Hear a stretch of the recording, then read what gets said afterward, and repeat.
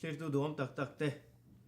chawni voi thum na kan an thleng chho le thei hi pathian kai hruaina ata kan chan le wangin pathian mi fakin omro se Amen. chibai kan an buk du chawa rinom taka min lo ngai thak sang sak thina wangin kan lom le ani ei chawni voi thum na kan zirlai thu pui chu kaina le athil sual ti ani a kan zirlai hi kan soi tur ei ang deuh put maya han soi thiampo a har viau don ani mani chan puala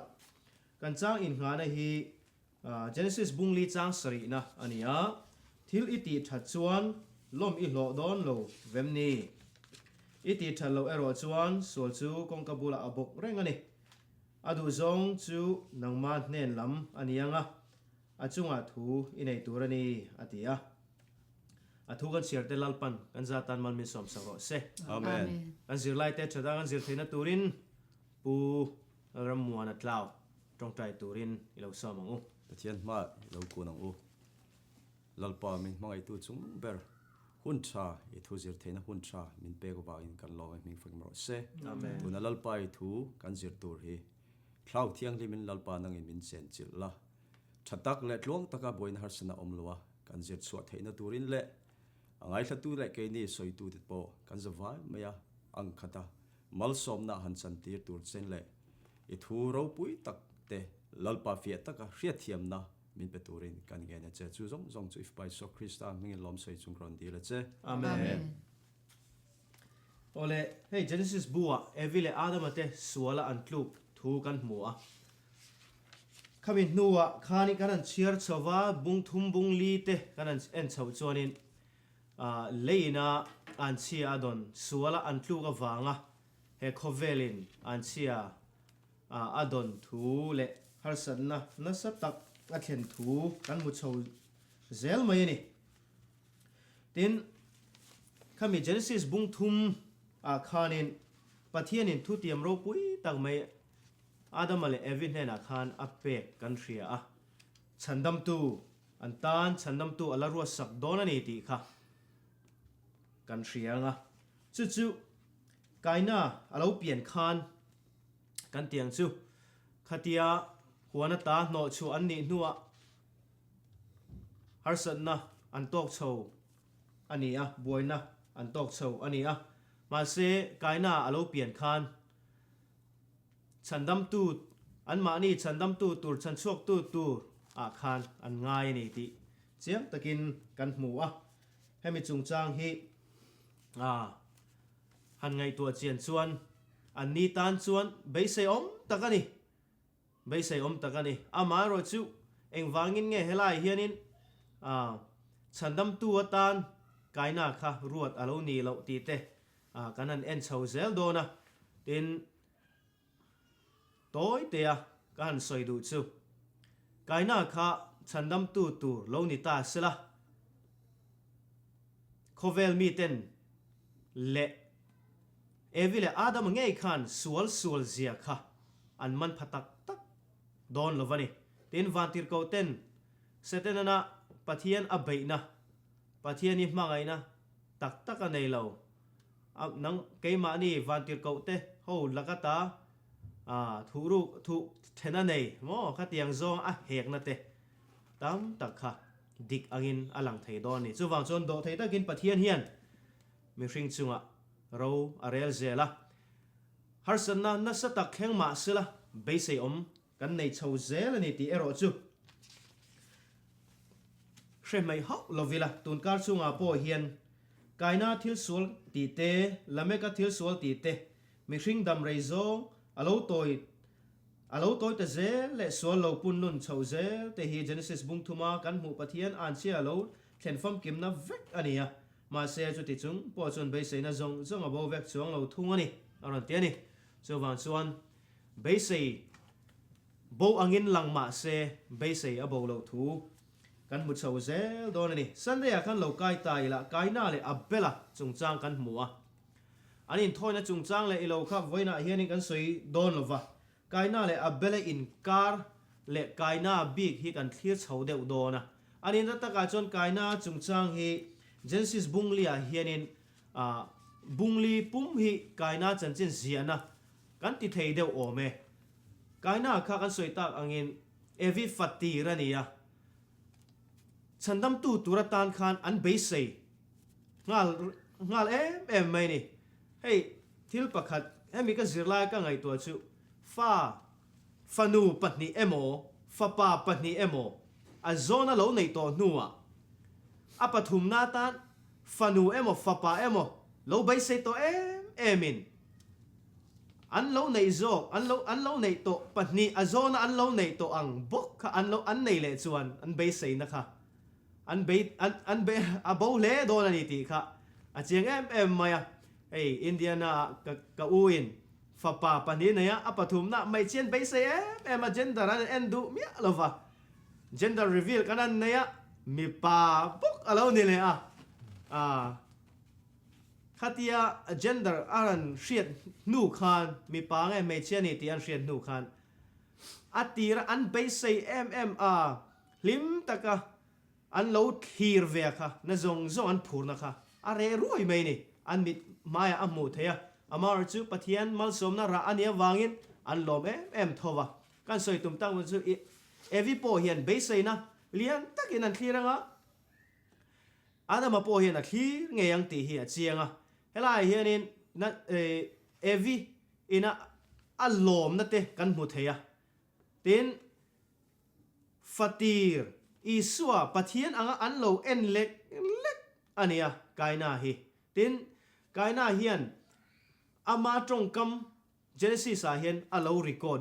บีกันนี่อาอูนาวเตดังตรงคำมีรีคอร์ดบักฮัดมาอมลวันนี่ตีเตกันมัวส่วนฝั่งส่วนนี้กายนาฮีอันตันส่วนนี้อันฉันดำตัวอันเรารวดอันนี้วางินอันตันคานอันลูไม่นี่ตีค่ะจิรลายมินรอนโกหมู่บกะตีส่วนกายนาฮีอาเราเปลี่ยนคานตีเฮียนตีเจสิสบุงลีจังขัดคันลัลปาตีกันหัวจุดตาจนินลัลปาตีตรงกำมีเฮบรายไบเบิลไอน์เสียดานาจวนตียาเวตีนี่เทียนมิงค่ะยาเวลัลปาตีค่ะอันนี้จุมีปาตีนั่นเนี่ยไอน์ซูลซุยมาจุมีอินซูลซุยเสียจุเฮลายะ international standard version in อาเราเลลินดานะฮี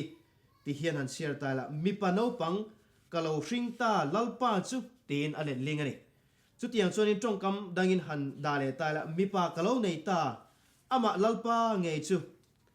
ตีนเราตรงคำดังส่วนอสวยเทนี่จุดฝั่งส่วนนี้เอวิเตคันปะเทียนชิงอันนี้ง่ายมากไม่นี่กันสวยตาอินอาเรานี่ตาเราคันอันเบดอนดานตูเตหันไงตัวคันอันคงไอ้ข้าวอมเวลโดนอันนี้ตีเตกระเรลรัวอาเราหลังติจวนกายนามิงอมเสียฮีทิลติสวยนะทุมัลอันนี้ขณะติจงกำอาจารย์เฮบรายจงกำอันนี้อมเสียจุในตีนัดเละในตีนะอันนี้ให้ฮีในฮีทิลลุตตักทิลติเทตักในถูสวยนะอันนี้บอกอันนี้ตินเฮบรายจงอินฮับเบลติมิเจ้าจงอินอับเบลกันตีฮีอมเสียจุตุยหูตีนาเนียโทตีเอโมตีนาเอโมอันนี้ทุ่งเฮทุมัลฮับเบลตีฮีมูเทโลทิลรวกตักสเนโลสวยนาอัตานมันทรินอันนี้ทุริลตูบัวโปเองมาโลไหมตีสวยนานไว้ตั้มตักมังบกอันนี้กันเฮลัยจางอินเซียบากฮิจูรินทูโลสวยฟักอัทูเลมโลอัตีอินเฮลัยจิรลาเฮียนอโลสวยเอวิเลอาดามาเตคันกายน่าจุงเจ้ารินอันงัดอันนี้ติอาเชียเทียอาชันโปอนาวอัเบลนิลวินอามาเงยกายน่าเตรียมโตเมเซียจุนี่อันไงวางนี่อันเราเตียนี่จุวางจุนี่เอวิเลอาดามาเตตันคันกายน่าค่ะกายน่าจุงโซกคันอัเบลนิลวินกายน่าจุงโซกคันินปะเทียนมีรวดคันอันไงฟิตละชักไม่นี่ตีค่ะเฮลาเฮนินกันหมดเทจุเฮลาเฮนจิไลป่วยหมดตั้งไม่จิรตูดปะคัดจุมานี่ไงดานโลไงเวงดค่ะปะเทียนเร็มรวดนะปะเทียนทุเรียตีร์นั่นแหละปะเทียนนี่นะอาเชียตีร์นะโปเตลฮาวลวะมานี่ไงดานโลกัลปุยฮีที่ลีป่วยเทโดนไบเบิลป่วยเลลินเชียร์ตูเราระว่าโป Bible lo lak dan interpret dan kan lo lelin dan kan lo mu thiam dan rin mang anga lak lu mai mayang chi tele kalpui ang chi te hi thilpoi thei tak turani ti kha helai kaina le abela Sunday July tang hianin kan hu chuak thaya tin kan thir dan kan kalpui dan te hian phim khur ta kan kal apoi mo zia le pathian ron reng chunga kan kal apoi mo zia kha helai hian min ko mu bokani ti kha Sunday kan zirlai kan zir thei ni se kalome Amen. Alo mo min ro pui hle mai. Ichina soi tu masan soi tong kan zir lai chu an khado put maya tun ka soi tur po hi tho tan ni hal rol thil han pani chu ti nia e thu pui mang hianin tho tan ni zir lai lo clear howila kan Bible chang en tur te chu Genesis bung li chang khada tang changa Hebrai bung kwa chang som ni pani Hebrai bung som kha chang li Isaiah bung khat chang som pakhat te hi ani do ani he halal thil han pani chu ti hi kaina le abela chanchin halal thil han an buat seya ain hlan na te ani a eng thil nge an u nau nia halal thil han ain hlan na hianin eng thil nge lo thleng te zel tu in hlan na nge tha tu in hlan na nge thalo enge ni te zel ti kan lo thlir ho do na ni kan ria to angin he khovel hi suala avile adama khan satena thlem na do zo lo in suala alo tlu satena kuta alo tlu a satena lalnaram ti kan ria ni china Bible chang karon soi chua masaber Genesis bungli chang khada tanga changa kha chiar chuak lowin han soi thuak gila adama chuan evi chu apola ti chuan fapa anne kaina chu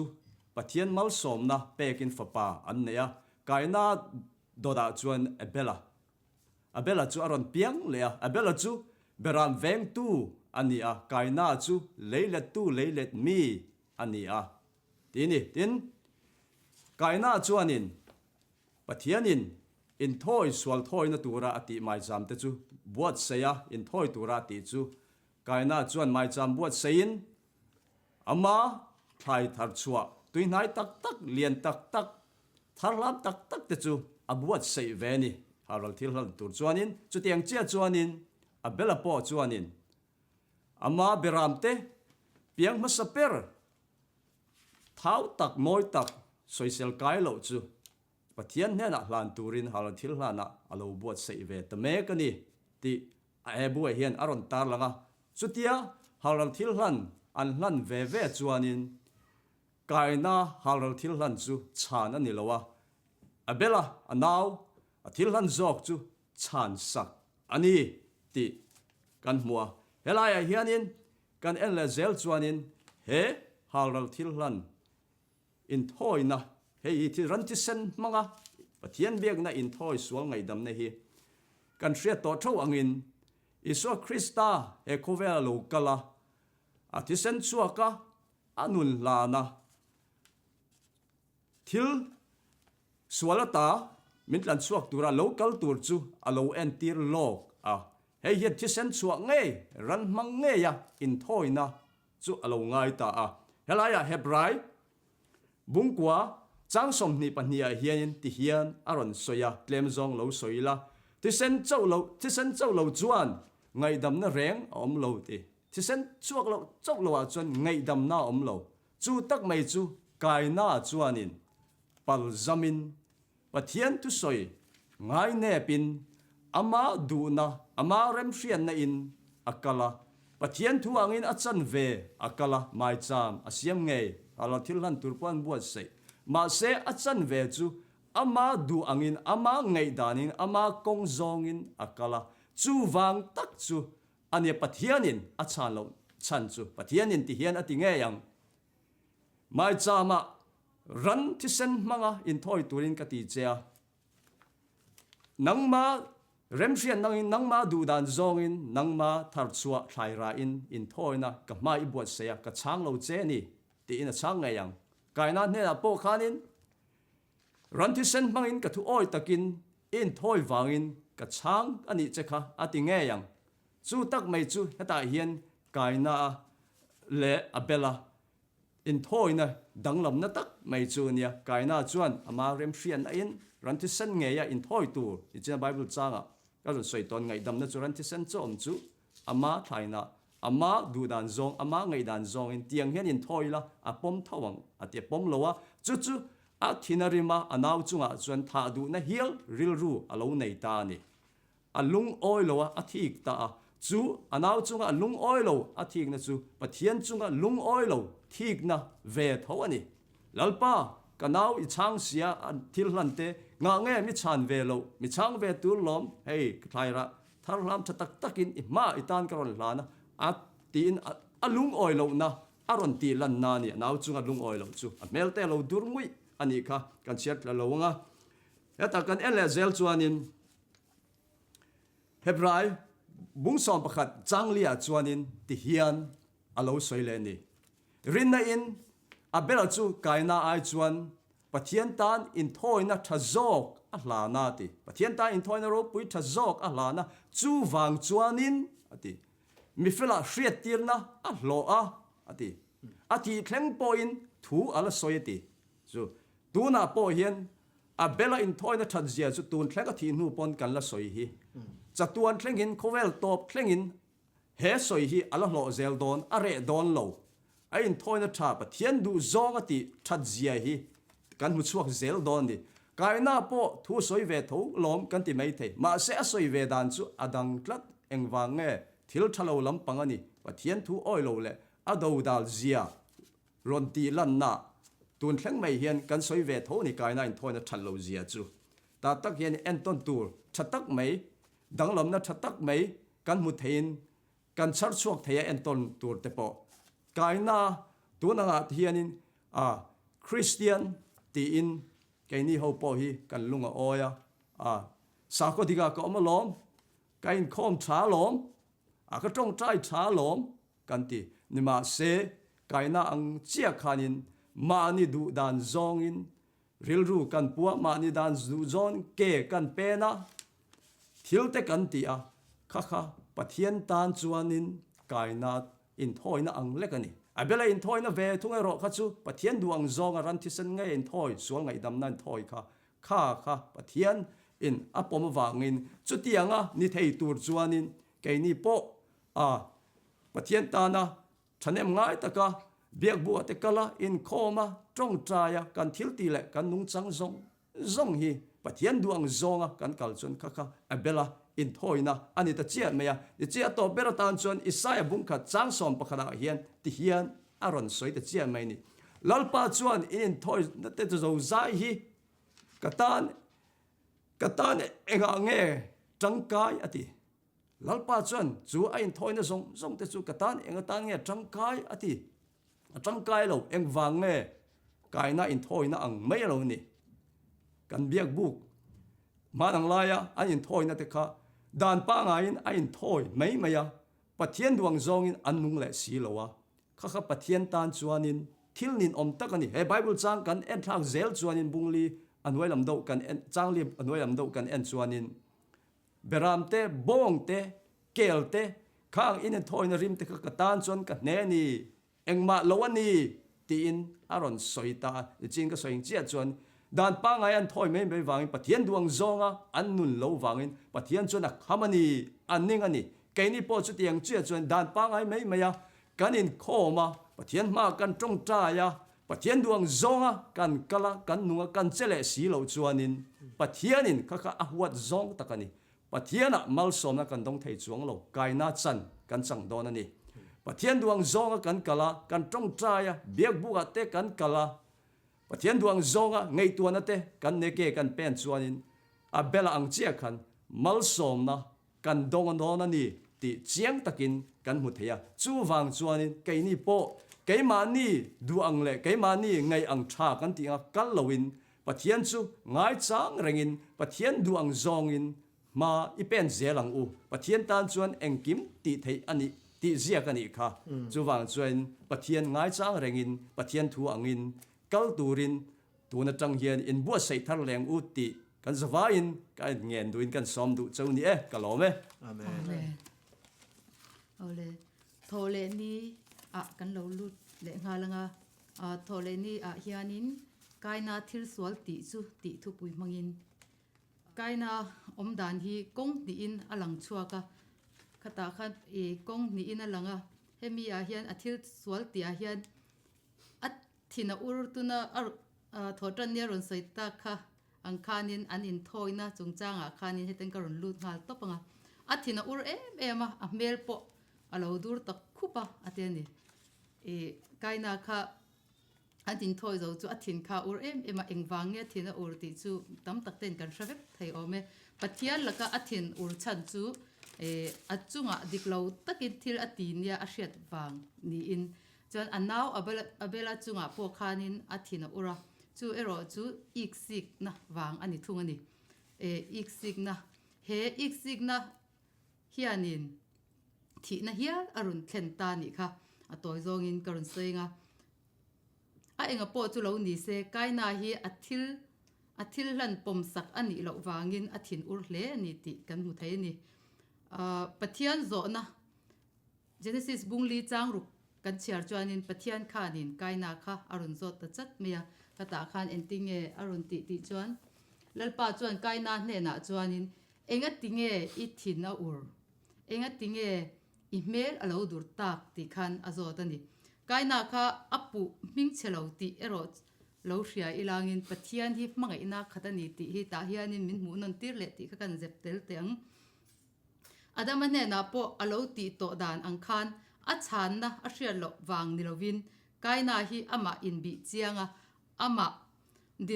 din mun dik tak alo in hria thiam thainan zo na azot ani zo kani tiang che hian pathian hian kan thil kan ti sual reng hi engki mai hi min hreveka min mu veka ma se zo na te rongbol tu te manga mo mi tu mangina mo zo na te mo khatiang kan thil sual ti te min lo hril hianin heng zong po hi pathian mangai na le za ngai na wang ani veka heta hian pathian pon kaina engwangin nge zo a hrelo ani lowa a hreveka ma se lalpa chuanin suala tu to ami te hi alanga pau taka anti beidon chang po in tlan dan kong azong le zel tho a ateni ta takhanin kai ni po kan thil ti sual min lo hriat khan min tlan chua le min ngai dam adu kan thil sual ti in hria ilangin ti khan min ngai dam adu min siam thar le alo du thin wang alo ni chuan kaina kha thattaka thil ti thin tur le dik taka nung turin akarani kamo pathianin a zo na ma sapera khan tuna kan cherta khan bungli chang ruka khan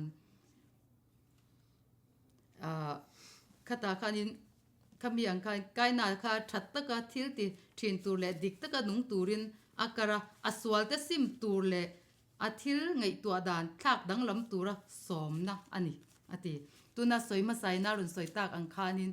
ama thati dan pathianina ti tura ati ang khan ti top mai anaw abela anga hlan mai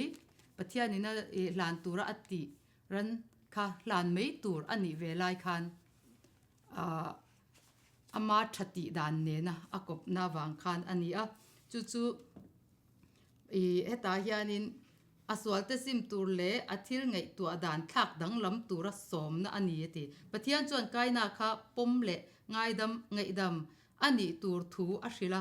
ati aro pui khop mai helai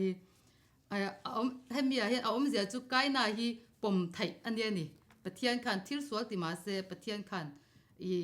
ala pom le thai vek tho boka chuanin ma se chumi tur chuan ama thu ang nilovin kaina khan ama thu anga nilovin pathian thu ang zo ka ti atul do na ni ti kha ni sengin chu ti lain thil thalo ati ani ero chuanin sual chu kong kabula ni china thota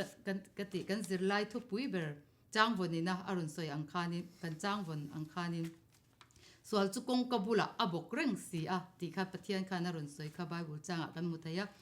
adu zong chu kaina nen lam ania kha sual kha chuanin kaina nen lam kha ania kai na hian sual chunga thu anei tur ani atia helai hi mishing ten keini mishing te hianin hemi bible chang kan chiar hianin poimo ka ti em mai chu sual chunga thu kan nei ni ti hi chiang takin ta hen alanga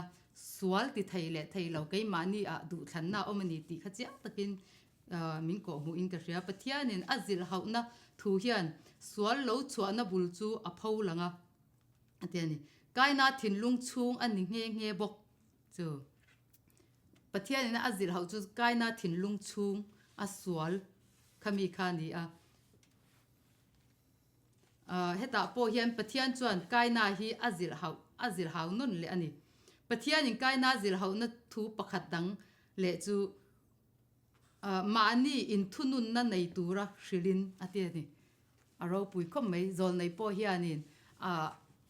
a le khaziak tin na hian tamzo khi mani in thunun na nei tur hianin min shil fowa ring tu te hi ma kan so na kan than len theina turin kan bel hlak teng tianga hianin man in thunun ne tur hian min ti fo mai ni ti kha hetilai hemi ka chiar hian karun karil rungai tu na run lang lian boka chu karun soi tel bokani he thu tho hi zako po khan soin mi tu po ni se mani chakna roi bo le hi pa a ani chuan chu mi chuan thlem na an tok ti na ani ateni chanchin tha chuan sual ngai dam na chau po ni lovin sual ne theina po min tiam awan ro pui em korin thon khat bung som chang som pathuma mishing tuar thei ang chau lo chu thlem na reng in chunga a thleng lo atiani pathian zong arin omani ani chuan in tuar thei tok aliam chu thlem na in to aphal lawang thlem na kan to reng hian kan kalsan theya kan du than na in kan ne zel thei pathian rin chanin pathian zara chu wangin pathian hian thlem na hi kan tuar zo lo kan do zo lo tur kan chunga thlena phal lo ni in tuar thei na in tuar thei na turin thlem na rualin tan chuana kong asiam ngal zo kang atiani ro pui khop mai chuanin ato beratan chanchin tha chuan kaina hian athil ti suala khan tu ma mo pu tur anei lo ama du thanna ni ti khachiang takin kan mu thaya he khatiang karun soi tak zong zo a khan kaina po khoi kaina poi khoi hi pathian ne na an in biak fu lo nu loka thil thleng ania pathian ni na kha zo na ati a zo khanin kaina khan changa thataka tu ani lain kaina chuanin engen yang ama du thanna aril ruwa swal thin rimna thin urna ina ara chua thina anaw chunga thina arun thlen ta ni chuanin bible chang heng kan zirla karun chiar ta zong zong atanga kan ka zir mek lai ka ril ruwa lo lang lian thu fing bung som ni pasari chang lia thin urna chu aronga thin rimna chu asawa ateni khamia khanin ma se ik sig na chu tu nge tuar zo om alotia kaina khan anaw kha a ik sig na khani thina arun thlen ni ti kha ka soi thei tok ni se kalome amen ni lai ni zir lai tuna kan ngai thak tak zul zui tho kaina shem ani genesis bungli chang kwa atang som paruk karen chuanin he thon thu hi kan hriat theu ani ta kaina khan in anaw khatianga atha nu khan pathian khan anaw omna abela kha khoya nge om tak tin ran so ta tuna kan ngai thak tang khanen kaina khan za pa lo tak mai pathian kha achang ani ti kan ria ka shelo kanaw veng tu kan yem ni ti na chang ani atong kam man hi achau tlai hle maya ti chuanin kan hriat theu angin kha zo na ine la in zom le in kung kai tak mai kan ri ro lo lang masaber tura karin chu eden huana adam an hena pathian a zo na kha adam khoya ngai om pathian khan anom na adam om na ashilo ani lawa tin abelo ruang om na kha ashelo ani lawa tuna piboi puina saita khanin anril ru aron hriat du wangani ta hianin adama kha pathianin khatiangan thil ti sual aron hriat taka khan itimayang aron in piak khan adama khan midanga pu ani tu to ma kha chuan lama siama ama ro chu anwa chuanin thil ti sual kha a phalo ani adama khan ma se chu ti rualin kai nai ro chu a sual na kha a pom ve du mia lo ani chu ta chapa wal out takin pathian za lo takin chaltlai takin pathian a chang ani ti kha kan muta ti chuanin khata khanin pathian khan a chunga hremna a chelegani ti kha kan muhal ta a chuta chuanin eng thil nge iti ta tin pathian khan ron zot non le ni ti chuan habit tuma chuan pathian khan kaina chan na kha angak to lo kan hriat angin Genesis bungli chang som chho kan en chuanin khata khanin avak vai do ni ti thu kha pathian ron soi ni khamo ti chuanin pathianin aron soya inau thi senin leta minlong a oni atia hela hianin kam sia tur chu pathian hi engkim ti thei pathian ania kan than na tur le mi sual hoi kirtir tur hian pathian hianin ti luina amang ngai lova heng kaina te po hi ronzil hau ta ang sela kaina lo thin rim khan an in chang le ta khan thil thalo tak a thlen le don ta ti chuanin an in biak a in chan na kha kan en thlak chuan kan mu zelanga ti chuanin kaina khanin engtinge pathian hena a chan ve ta pathian khanin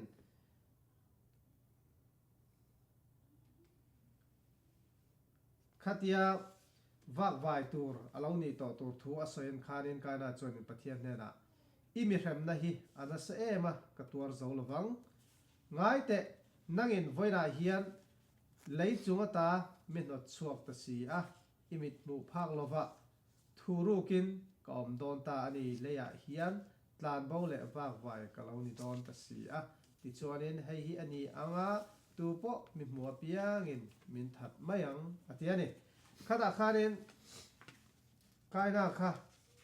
khalai kan en chuanin aril ru kha engama ti zong tak chuanin ngei tu ana dang pu ang le maya ti chuanin khati rol khanin pathian za pa lo tak le pathian mit muwa sual tima se pathian kha chuanin ahmangai nei ala chom zela keini po khatiang tho khan mila chom nung zel ta ama mai chan nge phat sanin ma loka trong chaltlai takin pathian kha chang ma se pathian mangai na chuan ala bo zui zel ani kan muta ti chuanin pathian chuanin a hena chu ti ani chuanin tu po kaina thara piang chu ale sarin achunga phuba an la ang ati chuanin min ama amwa atha lo nan lalpan kaina chu a chin chia ta atiani kaina a chin chia ati hi chin chia ti tong kam hi enge engtiang taka chin chia nge ani ti ero chu chiang takin kan hrelowa ma se khata khanin pathianin kaina kha ama za pa lo takin tong kamin chang tu ni ma se misual ni ma se la apmangai ani akhongai em ani ti kha tong kam ron langa tong khanin chiang takin kan mu thei ta hen kaina tong kama khanin i mu phak lawa thurukin kom don ta ati chu chorin mu phak lo pathian mu phak lo thuruk chu thil ni thei ani angem ti kha han ngai to ta ila ti chorin tuna po din hun dom lo ber ani ge yang chu tiang din hun chu cái này mình số tên cắn tuần lộ nan em tin nghe cắn in về nắng mò ta hiện nên cắn gì lại na mình giật tì ra tụm chú bắt hiện hiện nên cái na xem na chung trang kha aron soi ngal mấy nè mà xe chú tì rùa lên bắt hiện nên cái na tan kha nên công alhon sắc ta chéo mày hiện nên bắt hiện nên na mình mang zia mò cái na kha nên anh ấy chuan mình hụp ya mình thật to đó anh ấy chú tiệt trong cam bắt hiện nên là anh soi ta kan kha nên bắt hiện chuan nên ama thật tu chú anh lệ sarin phùba là torin tin chú mấy bác akal na piang chin chi anh ấy đó nè tị kha anh ấy ta mang ấy na bắt hiện anh ấy zia he cái na chung trang ở trong hiện với này lại này zir lại chuan mình zir tir atum này lo me Amen. Amen. Ei ninga nia hian mi hring sual zia ti thupui kan hmua Genesis bungli changsom pasari changsom ni pali kan en chuan kaina thate chungchang kan hmua a chuan lina han lameka kan hmu ni lameka khan nupui pahni anei thu kan hmua Ei Bible record na hian nupui pahni nei hi lameka bultran tu ani thu ani ti kha kan hmu masak berania chuwang chon lameka thil sual ti ama hian a in poma kaina thil sual ti wang khan a tha te zela po thil sual ti na kha hong thui tak anei ni chu tiang bokin lameka po khan lameka awang po khan na sa takin sual chỉ răng aron pian pha ani ti te zirlai min zirtir bok a hei hi kaina lameka hian kaina thil sual ti a le saria na sai pathian in ka rulang atiang khan lameka hian a thil sual ti hi asual zia lantir nan a le som sari le pasari in ti hi kan hmuwa chu wang chuanin ka lameka hian a thil sual ti hi anasa le ni ti kha lai hian Bible kan share chuan kan hmu ani tin kaina khan athil sual ti kha azep tlata zir tur poimo tak mai chu athil sual ti kha azep tlata ni ma se lameka ve thung chuanin a uan pui ang hial kopin la te alo siam chuak hial ani ti kha Genesis bung li chang som ni pathuma tang ni lia khan kan hmu thei bok ani tin kaina kha chuan pathian zangai na adil ti kha kan ngai kha zo chi a ma se lameka eroi chuan adil velem lawani kaina phuba kha pathian chuan kan soi to angin ale saria lak atiam lain lameka ve thung hi ale som sari le pasari ani ti kan soi ang khan he thil hi ka ngai to eng tiang angarap thak nge niang o ti hi suang tua na in a phalovani ka ngai tua thiam lovani chuwa chuanin an hun laia poi thil poi tak ati ni ti kha a chiang em maya tekhin thu aron tekhin dan tang hian a chiang em mai ni chu tiang chuanin kaina tha te a hian harsat na le boina te sual thar ti chuana te kan mu zut mai ni hetiang thil alo thlen mek lain kong le lama chuan kan tiang chu adama khan evia pola seta alo piang ta evi hian seta ti hi a phu ania evi sak ming sak ania abela ain pathianin chidang arwa sakta ti entirna ani tin diktak phei chuan seta ti thumal hi abela ti ai chuan Bible a hian alang ma sa jok nge ti kan hmua seta ti chu Hebrai tonga kada ang ti Genesis bung thum chang som panga khan kan hmu thea chu thumal chu a shit atanga local ni in Mesia lola lan tur thu hrilok na khan kan hmu ani tin Mesia chi chu seta tangan a local don ani ti kha hei hian min ril reboka chu tiang chon helai Bible chang hian seta atanga Mesia tha tu te aron chan thu min rila Genesis bunga chang thum chu ta chon Enoch ate Methusael ate po kan hmuwa a tha chhoze la khan tin Nova po kan hmu ani hei Nova hi karlia zirlai palina kan zir chhodona tuile thu kha kan zir dona ni hela hianin pathian fa te seta kha te zela khanin pathian fa te ti kan hmuwa Genesis bungruk chang nia khan he tong kam hi seta tha kal zel soina ania achan po pathian an puine na vong him zel tu tan duan ani wangani tin Genesis bunga chang khat le chang lia khan kan hmuwa chu ti line mihring te fanu te ti kha Genesis bungruk chang nia ve kan hmu bok ani he tong kam hi thil thalo lam akok nin alang ve thunga he tong company te hi pathian an pui that kha te le mihring mi ze pathian mihring mi ze pu kha te hian kha te in an lo zia soina atang aron mang ani ang tin zirlain aron soi boka pathian fa te chuan heng mihring te fanu te hi ngai zongin an du zonga piang no puya an nei ta thina ti kha Genesis bungruk chang nia ve kan hmu bok ani hetianga an in nei pol hian mihring ten kong dik lo an zo chho tan dan a en tirani atiani Genesis bungruk kan siar chho zel chuan chang thum na khan ka tharau chuan mihring te a bei kum khwa lovang ati hialani pathianin mihring te sualna kha apung chho zela pathian fa te khan mihring fa te kha nupuya an neya meltra an tia an du in nupui pasala an vanei ni chu chuanin mihring te chu pathian mi te chu kan tiang chu pathian fa te han ti khan pathian mi te ania mihring fa te ti khan khovel mi pathian mi lo te ti mai kha ania kan riat soidan tongkam ol sam chuan an vanei pol wang khanin sa khuana kha pathianin a thur bing takin akal pui thei talawa sa khuana kha ain chia pia ta nuai mai ni chu wang chuanin mihring khan sual na te kha aron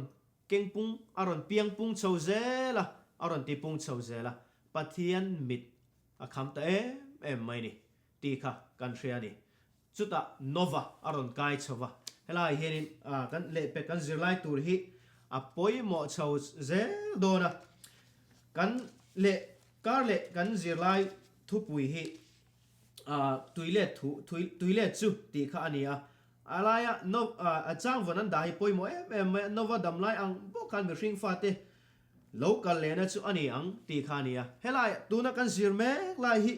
khovel harsan na ron khen chiat na ron khen kara chan dam na ruam man na pathianin aron zep zelani ti kha kan mu chho zela tun kar kan zir lai hian chu wang chon pathianin min thla tham lova chan dam na kong min hon sak zelani ti po kan mu the ni zikar le zir lai tura po chu tiang tho chu ani chho zel dona helai hianin pathian hianin thu thung lui hun laya po khan har san na helaya an chia lo ma se har san na sa tak theng ma se boina na men lo tak thina te theng thin ma se pathianin mangai na nen mi sual te chu min la kai hruai zela ama nen lama kal turin min hi renga min som renga ni ti hi he zir lai hian min ran zir chho pui chiang em ani ti kha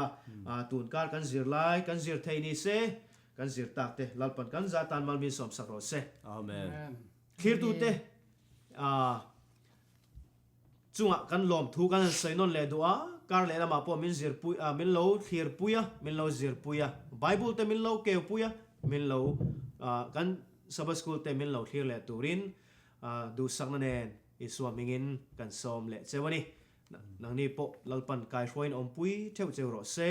Amen. Amen.